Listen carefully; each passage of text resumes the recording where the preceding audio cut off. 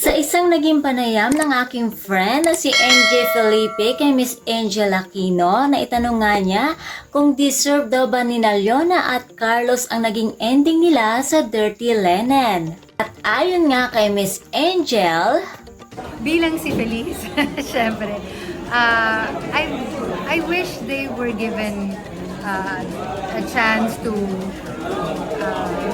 redeem themselves, pero with all, I guess with all the crimes that they've committed, karma na lang din ang sumingil nun sa kanila. So, I feel sorry for them. I'll miss them, but malay mo naman.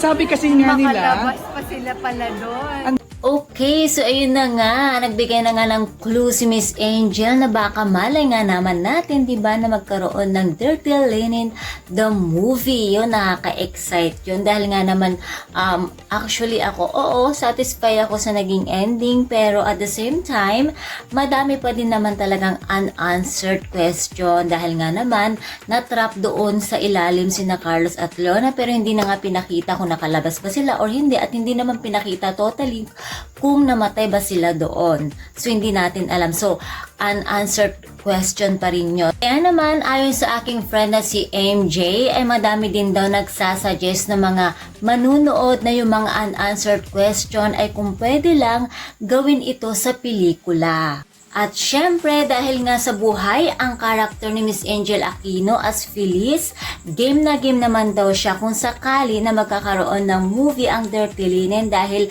doon na lang daw itutuloy kung ano ang magiging sagot sa mga katanungan ng mga manunood. answered questions. Well, it's a good thing, I guess. Right. And thank God I'm alive. May nagsasuggest na yung mga unanswered questions daw baka pwedeng gawing pelikula. Are you game if ever? Oh my God, so game in my red hair. Kaya naman sa lahat ng mga Dirty Linen fans dyan, abangan na lamang natin kung magkakaroon nga ng Dirty Linen the movie.